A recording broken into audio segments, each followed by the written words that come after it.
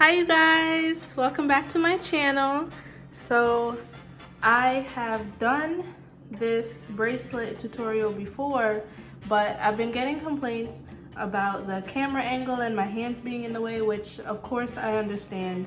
I didn't have my phone stand at the time, or I didn't have one at all, and I just thought I could get away with holding it up with a book or something like that, but it proved to be a little bit more difficult to follow. So I finally got a phone stand and I got the right setup and everything, so I figured I'd do an updated one. I'll keep the one that I have there already, I don't know, just for memories, but if this one is easier to follow, please let me know in the comments below, and make sure you hit that subscribe button and give it a like. And without further ado, we'll get into this video. So what I've started doing already is a slip knot, and if you don't know how to do a slip knot, I have a basic crochet tutorial for beginners on my channel as well, so you can go ahead and check that out. But I start with a slip knot and we're going to chain 2. Now I know that I've heard that I go a little fast in these tutorials, but this is more so for people who know how to crochet and just want more ideas. So if I'm going too fast, you can definitely slow the video down, but I don't want it to be too long as well. I just want it to be a very simple, easy to follow thing, and you can go back to it for reference. So we're going to chain 2, and you're going to go into your first chain, pull up a loop, you're going to yarn over and pull through the first loop, and yarn over and pull through the next 2 loops that you've created. So this is the start of our bracelet. It's so hard. Sometimes I wonder if this is even the right loop to go through, but this is, what am I doing? Okay, scrap that, right? Scrap that completely. So we're gonna chain 2. That was right. I had to do it off camera first to remember even what the pattern was, because I don't know what I was just doing. So anyway, chain 2, go through your first loop, pull up a loop, yarn over and pull through the first loop, and then yarn over and pull through those next 2 loops. Now you're gonna go into this bottom loop. Not this big hole here, but the loop that's kind of coming out of that. You're going to go through there, and you're going to do the same thing. Yarn over, pull through the first loop, yarn over, pull through the next 2 loops. Now is where you're going to see the 2 loops that you're going to go through on the side. So they're always going to be on the right hand side, and they're going to be going like this. So always look for that, and you're going to stick your hook through those 2 loops. Again, they might be hard to find or hard to go through depending on how tightly you're using your hook, but it's definitely not as tight as the first one. That was just an error on my part. So now you have 3 loops on your hook. You're going to yarn over, pull through 2, yarn over, pull through 2. And that is going to be the pattern for the whole bracelet until you get the length that you want to fit your wrist. The end is, I admit, is kind of awkward looking to me, but some cases you can tighten it and just push it up. If not, then that's fine too. That's just how it is, but that's the design. But if you want to just pull that up and tighten it, it looks a bit better. So I don't know if you can see it, but there are going to be the 2 loops going this way again. That's where you're gonna locate and stick your hook through. So mine are right here. I wish I had that fancy editing that I could highlight it for you, but that's 1, and hope my finger's not in the way. This is 2, right? Now you're gonna pull through 2 and pull through 2. And it's kind of awkward at first because your work is always going to be turning as you pull the yarn through, but that's just natural, so kind of just let it turn in your hand. So here again on the side, I hope you can see where the loops are right there. You're just going to stick your hook through. And here's where it kind of turns when you're yarning over. It goes on the bottom now. Pull through 2, pull through 2. And that's really just your pattern. So you're gonna continue that until you get the length that you want. Of course, I won't show you all of that. I'm gonna speed up some and then come back and show you when I'm finished, and then we can work on the hardest part, which is the square knot. Is that what it's called? Square knot closure. I used to call it a sliding knot because you can slide the bracelet tight, but it's actually not a sliding knot, it's a square knot. So I'm gonna show you how to do that when we're done, and yeah, so I'll see you soon.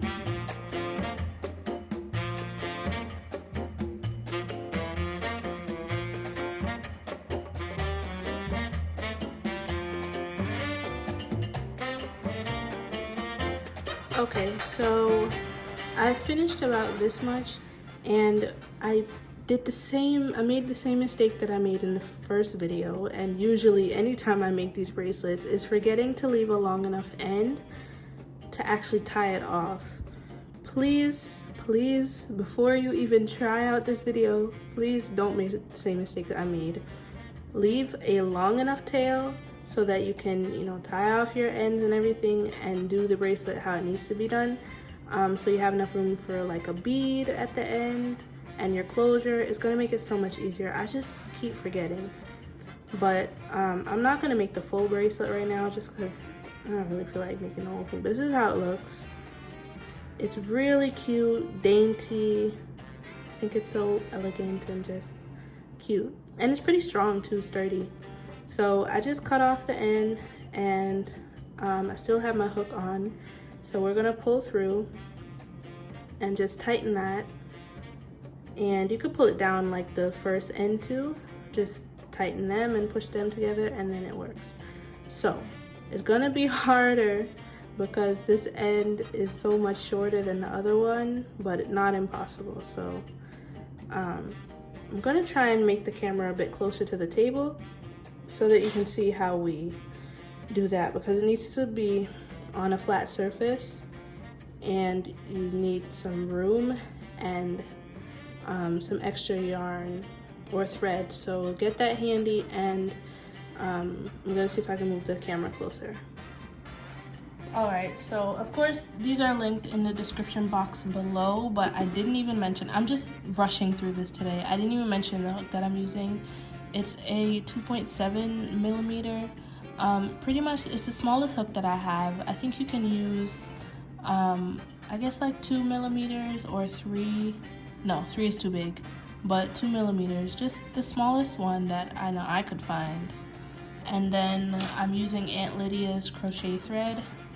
I'll link that in the description box below as well, but I think you could make this bracelet out of anything you want. This is just the little things that I use. Anyway, so we're gonna cut a lengthy piece of thread for our square knot.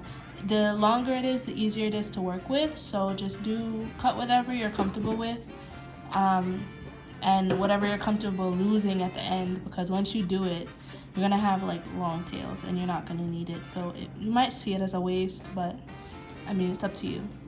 So what you're gonna do is take your ends, hopefully both of them are long enough, and you're gonna cross them. Don't have to be perfect, but just cross them, and then put your string that you just cut, your thread, underneath that crisscross. And just to start off, to secure it and to make it easier on you, you can, oh my goodness, this is such a mess.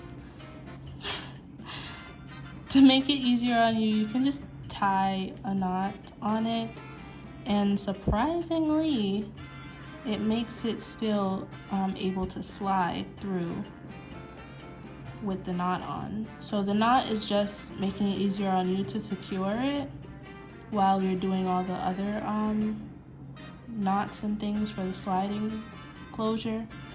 So you start with a knot, and this is of course after you put your bead on the end. That's if you want a bead. I usually make it with beads on the ends and beads on these ends as well. So I usually have 4 beads on my bracelets. I should have brought one down. I'll go get one when I'm finished and show you how it looks when it's done. But for now, focus. So you're going to take the left side. Whoops. Okay, left and right. You can do it either way you're comfortable with, but we're gonna start with the left for the sake of this video. Left, cross it over like this. Right, cross it down on top of your left string. Then you're going to take the left string and okay, these 2 strings right here are 1, right? Let's just put that together as 1. You're going to go underneath that and pull it up in the middle. I'm not gonna assign names to any of these locations because all of them are loops and things like that. So just watch the video and you'll figure it out, because I'm not so good at describing it. I just know how to show it. And then you just pull that tightly. You can kind of gauge. Don't pull both sides of these too tightly, because then the middle is gonna come up. So I kind of like just make it straight, press it down, and then we're ready to move on. So what you're gonna do is alternate between what you start with. So we started with the left side and crossed over. This time we're going to start with the right side and cross over. And then you're going to be working with your left and put it on top, right? Then you're going to take the right string and put it through itself, basically, under and over.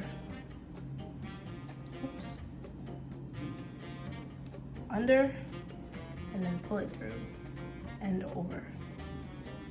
I'm sure it looks confusing. I'm not sure if it looked better in the first video, but trying to do my best. And then you kind of hold it at the same time so that it stays in place, and pull through the side that you were working with.